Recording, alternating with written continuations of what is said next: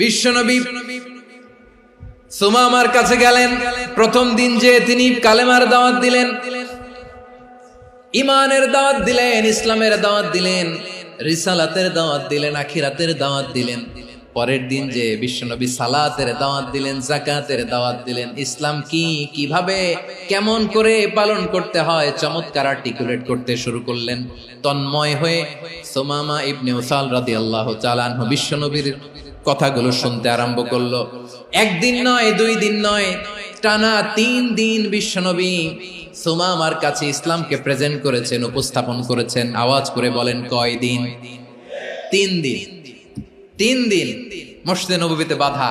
আর সাহাবীদেরকে বললেন, তার খোঁজ খবর নিও, তোমরা যে রুটি বানাও এর মধ্যে সবচেয়ে ভালো আটার রুটিটা তারে দিও, সবচেয়ে রিফাইন্ড খেজুর, যেটা পিওর খেজুর, এটা তারে দিও। আর বিশ্বনবী নিজের উট থেকে দুধ দহন করে ওনার বাড়ির এক কর্মচারীকে বলেছেন, দুধ দহন করে সুমামার জন্য নিয়ে যেও। সুবহানাল্লাহ পড়বেন না? সবাই তো অবাক, ইয়ামামা থেকে আসছে নবীকে হত্যা করতে, বিশ্বনবী দেখে তারে জামাই আদর করে। একদিন নয়, 2 দিন নয়, টানা 3 দিন বিশ্বনবী এভাবে সুমামার কাছে যেয়ে ইসলামকে প্রেজেন্ট করতে আরম্ভ করলেন, ইসলামকে উপস্থাপন করতে শুরু করলেন।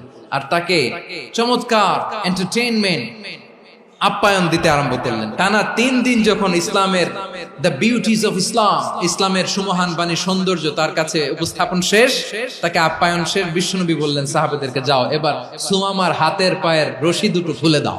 সাহাবারা তর্ক জুড়ে দিলেন, লা ইয়া রাসূলুল্লাহ, এমনটা করবেন না, তো ভয়ঙ্কর ভয়ঙ্কর খুনি, কি জানি কি হয়ে যায়। বিশ্বনবী বললেন, না, তার হাতে পায়ের রশিগুলো খুলে দাও। সাহাবারা বিশ্বনবীর কথা মতো তার হাতে পায়ের রশিগুলো খুলে দিল। সুমামা মুহূর্তের মধ্যে মসজিদে নববী থেকে বের হয়, ইয়ামামায় ফিরে না যে মসজিদে নববীর পাশে একটা খেজুর বাগান ছিল, সেখানে চলে গেলেন। সেখানে একটা ছোট্ট কুয়া ছিল, কুয়ার পানি দিয়ে তিনি গোসল করলেন। সুবহানাল্লাহ পড়েন।